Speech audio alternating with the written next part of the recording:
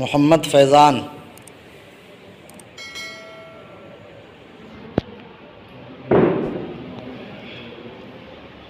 بدعت کی تعریف کیجیے۔ اصطلاحی شرح میں بدعت ایسی چیز کے ایجاد کرنے کو کہتے ہیں جو حضور علیہ السلام کی ظاہری زمانے میں نہ ہو، خواہ وہ چیز دینی ہو یا دنیاوی۔ بدعت کی کتنی قسمیں ہیں؟ بدعت کی 3 قسمیں ہیں: بدعت حسنہ، بدعت سیئہ، بدعت مباحہ۔ بیٹھیے آپ۔ محمد سفیان، بدعت حسنہ کی تعریف کیجیے۔ بدعت حسنہ وہ بدعت ہے جو قرآن و حدیث کے اصول و قواعد کے مطابق ہو اور انہی پر قیاس کیا گیا ہو۔ بدعت حسنہ کی کتنی قسمیں ہیں؟ 2، اول بدعت واجبہ، دوم بدعت مستحبہ۔ بدعت واجبہ کی تعریف کیجیے اور مثال بھی دیجیے۔ بدعت واجبہ وہ بدعت ہے جس کو شریعت نے منع نہ کیا ہو اور اسے چھوڑنے سے دین میں حرج واقع ہو، جیسے قرآن و حدیث کو سمجھنے کے لیے علم نو کا سیکھنا اور گمراہ فرقے مثلاً خارجی، رافضی، قادیانی، وہابی وغیرہ پر رد کے لیے دلائل قائم کرنا۔ بدعت مستحبہ کی تعریف کیجیے۔ بدعت مستحبہ وہ بدعت ہے جو قرآن و حدیث کے وہ بدعت ہے جس کو شریعت نے منع نہ کیا ہو اور اس کو نیت خیر کے ساتھ کیا جائے۔ مثال دیجیے بدعت مستحبہ کی۔ جیسے مدرسوں کی تعمیر کرنا اور وہ نیک کام جس کا رواج ابتدائی زمانہ میں نہیں تھا، جیسے اذان کے بعد صلاۃ پکارنا۔ در مختار باب الاذان میں ہے کہ اذان کے بعد الصلاۃ والسلام علیک یا رسول اللہ پکارنا ماہ ربیع الاخر 781 ہجری میں جاری ہو۔ بیٹھیے۔ محمد حسنین،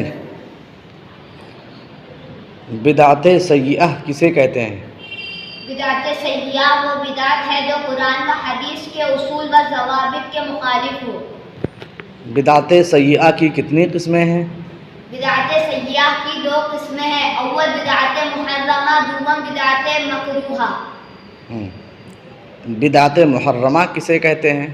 وہ نیا کام جس سے کوئی واجب چھوٹ جائے، جیسے ہندوستان کی مروجہ تعزیہ داری اور جیسے اہل سنت و جماعت کے خلاف نئے عقیدے والوں کے مذاہب۔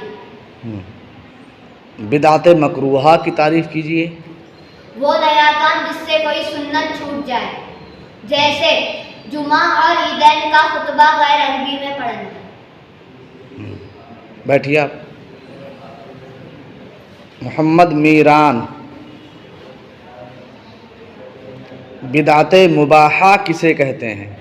بسم اللہ الرحمن الرحیم، جو کہ حضور علیہ الصلوۃ والسلام کے ظاہری زمانے میں نہ ہو اور جس کے کرنے یا نہ کرنے پر ثواب و عذاب نہ ہو، اسے بدعت مباحہ کہتے ہیں۔ جیسے کھانے پینے کے کشادگی اختیار کرنا اور ریل گاڑی وغیرہ میں سفر کرنا۔ بیٹھیے۔ محمد عریب،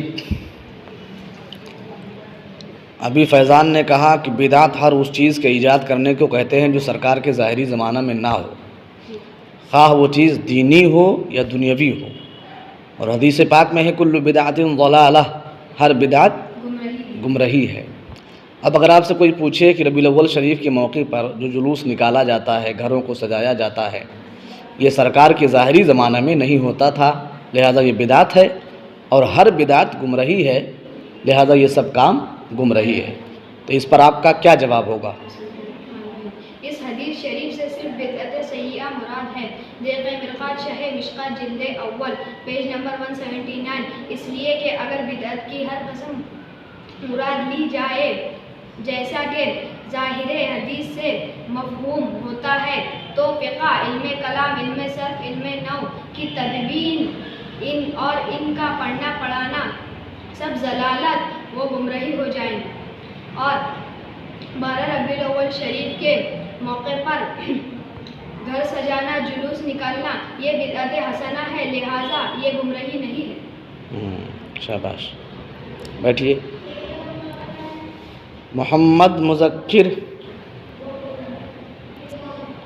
ابھی ان لوگوں نے بدعت کی دو قسمیں کی ہیں، بدعت حسنہ اور بدعت سیئہ۔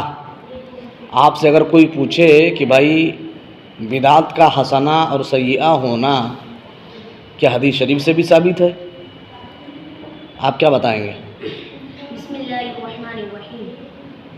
ہاں، بدعت کا حسنہ اور سیئہ ہونا حدیث شریف سے بھی ثابت ہے۔ ترمذی شریف میں ہے کہ حضرت عمر فاروق رضی اللہ تعالی عنہ تراویح کی باقاعدہ جماعت قائم کرنے کے بعد فرمایا، نعمت البدعۃ ھذہ، یعنی کیا ہی اچھی ہے یہ بدعت۔ اور مسلم شریف میں ہے، حضرت جریر رضی اللہ تعالی عنہ سے روایت ہے کہ رسول کریم علیہ الصلاۃ والتسلیم نے فرمایا، جو اسلام میں اچھے کام کو رائج کرے گا تو اسے اپنے رائج کرنے کا بھی ثواب ملے گا، اور ان لوگ جس نے اس پر عمل کیا تو اس کا بھی ثواب ملے گا، اور اس کے بعد عمل کرنے والوں کے ثواب میں کوئی کمی نہ رہے گی۔ اور جو شخص اسلام و مذہب اسلام میں برے کام کو رائج کرے گا تو اپنے برے کام کے رائج کرنے کا گناہ ملے گا۔